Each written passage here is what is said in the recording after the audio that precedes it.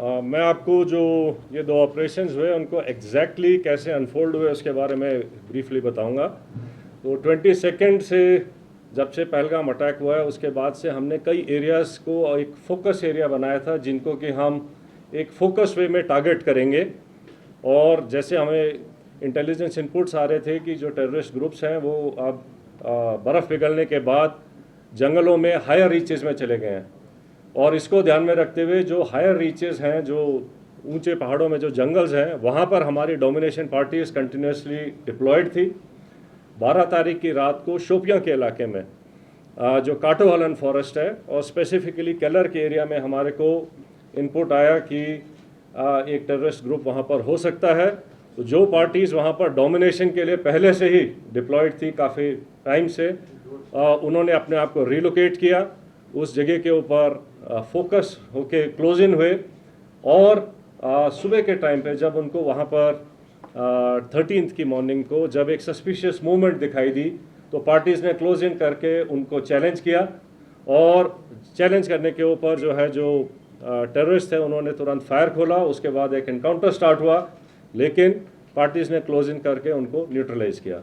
तो ये जो ऑपरेशन था ये हायर रीचेस में काफ़ी ऊंचाई के इलाके के ऊपर हुआ और काफ़ी डिफ़िकल्ट एरिया था जहाँ पर इस किस्म के ऑपरेशन को अंजाम दिया गया। जो सेकंड ऑपरेशन था जो कि त्राल के इलाके में हुआ था, उसका टेरेन बिल्कुल डिफरेंट है, जो कि एक गांव के अंदर था। तो उसी में इनपुट आई कि शायद एक टेररिस्ट ग्रुप जो है एक गांव के नाडर के इलाके में गांव के अंदर कुछ टाइम के लिए सेटल्ड है। और इमीडिएटली उस विलेज को कॉर्डन किया गया। जब कॉर्डन लग रहा था तो ये टेररिस्ट जो है उन्होंने अलग अलग घर के अंदर पोजीशन ले ली और फायर करने की कोशिश की, रादर फायर किया। और उस टाइम पे हमारा चैलेंज था कि जो सिविलियंस हैं, जो इनोसेंट, जो वहाँ पर बच्चे, फैमिलीज़, बुज़ुर्ग हैं, उनको वहाँ से निकाला जाए। तो पहले उनको सेफली उस जगह से निकाला गया और उसके बाद सिस्टमेटिकली तरीके से सर्च करी गई एक एक घर को, और एक एक करके अलग अलग जगह के ऊपर इन 3 टेररिस्ट को न्यूट्रलाइज किया गया। तो इस तरीके से ये दोनों जो ऑपरेशंस थे ये डिफरेंट काइंड ऑफ टेरेन में हुए हैं। एक जंगलों में और ऊंची जगहों पर हुआ है, दूसरा जो है वैली फ्लोर के अंदर और गांव के अंदर हुआ है। लेकिन दोनों ऑपरेशंस को सक्सेसफुली जो अंजाम दिया गया वो शो करता है कि सिक्योरिटी फोर्सेस टेररिस्ट कहीं भी हों उनको ढूंढेंगे और न्यूट्रलाइज करेंगे। तो जिन ट्रुप्स ने इसके ऊपर इन दोनों ऑपरेशंस को कामयाब बनाया, मैं उनको कॉम्प्लीमेंट करना चाहता हूं। और इसको करने के लिए जो हमारी इंटेलिजेंस एजेंसीज़ हैं उनके टाइमली इनपुट से भी हमें बहुत इनको कामयाब बनाने में मदद मिली है। जहाँ तक जो टेररिस्ट न्यूट्रलाइज हुए हैं उनके नाम आप सब जानते हैं। इनमें जो सबसे जो शोपियां वाले इलाके में जो था शाहिद कुट्टे, आपको पता होगा कि वो पिछले 2 मेजर टेररिस्ट अटैक में, जिसमें कि हीरपुरा गांव के एक सरपंच को मारा गया था और एक रिजॉर्ट के ऊपर एक जर्मन टूरिस्ट को ऊपर अटैक हुआ था, इन दोनों में इन्वॉल्व था। बाकी फंड रेजिंग और बाकी एक्टिविटीज़ में इसका बड़ा हाथ था। जो उसका दूसरे एसोसिएट था वो भी एक लोकल नॉन माइग्रेंट जो यहाँ के लेबर हैं उनको मारने में इन्वॉल्व थे। तो इसी तरीके से जो इन दोनों जो मॉड्यूल्स को जो न्यूट्रलाइज किया गया है उससे जो है इन तंजीमों को जो है काफ़ी झटका लगेगा और यहाँ पे जो है टेरर एक्टिविटीज़ और नॉर्मलसी लाने में मदद मिलेगी। So I rest here. For rest of the things I request IG CRPF to please add up. जैसा कि आप सब जानते हैं, जो कश्मीर घाटी में जो पिछले 1 महीने से जो टेररिस्ट एक्टिविटी हैं, गतिविधियां हैं, उस घटनाक्रम के परिप्रेक्ष्य में जो बाकी यहाँ पे तैनात सारे सुरक्षा बल हैं उन्होंने अपनी स्ट्रेटजीज़ का पुनर्वलोकन किया और उसकी एक समीक्षा करी। और इसी समीक्षा के तहत जो है हम लोगों का बहुत इंटेंसिफाइड फोकस ऑपरेशन पे रहा।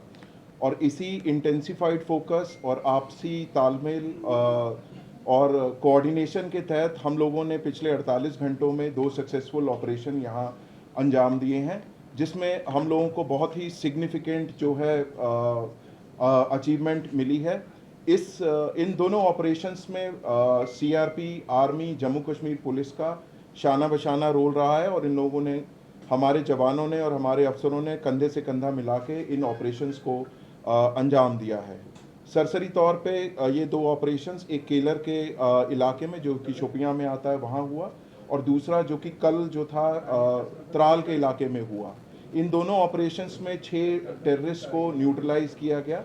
और मैं आपको ये बताना चाहता हूँ कि ये जो आपसी तालमेल है सुरक्षा बलों का यहाँ पे और बाकी सुरक्षा एजेंसीज का, भले ही जो भी आसूचना देनी हो, इंटेलिजेंस एजेंसी हो, बाकी हो, उनके आपसी तालमेल और समन्वय के कारण ही ये ऐसे जो सक्सेसफुल ऑपरेशन संभव हुए हैं। और हम सब लोग जम्मू कश्मीर में, खासकर कश्मीर वैली में, इस चीज़ के लिए कटिबद्ध हैं कि जो टेरर इकोसिस्टम है या कोई भी टेररिस्ट एक्टिविटी है, उसका खात्मा करने के लिए हम सदैव तत्पर एवं हमेशा कटिबद्ध रहेंगे। अब मैं जीओसी विक्टर फोर्स से रिक्वेस्ट करूंगा कि वो आपको अपने जो हिस्से का पक्षसार दें।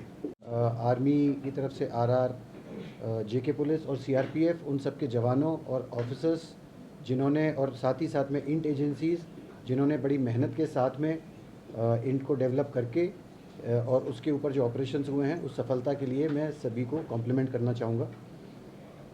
इसके साथ ही ये जो अभी लगातार ऑपरेशंस बने हैं पिछले कुछ समय में, ये जो सभी सिक्योरिटी फोर्सेस के बीच के का जो एक प्रभावशाली समन्वय है, ये उसका एक प्रत्यक्ष प्रमाण है। और उसी कोऑर्डिनेशन और एग्जीक्यूशन जो प्रोफेशनल है, उसकी वजह से ही हम इन सफल ऑपरेशंस को कारगर कर पाए हैं।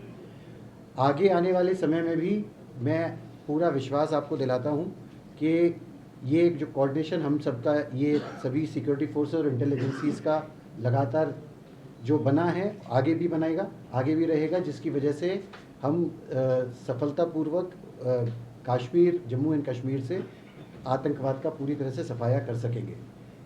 एक बात और, मैं यहाँ की पब्लिक है, मैं उनका भी धन्यवाद करना चाहूँगा। हम सभी सिक्योरिटी फोर्सेस की तरफ से मैं उनका धन्यवाद करना चाहूँगा कि उनके सहयोग के बगैर इस तरीके की सफलता और आतंकवाद का सफाया करना मुश्किल ही नहीं, नामुमकिन है।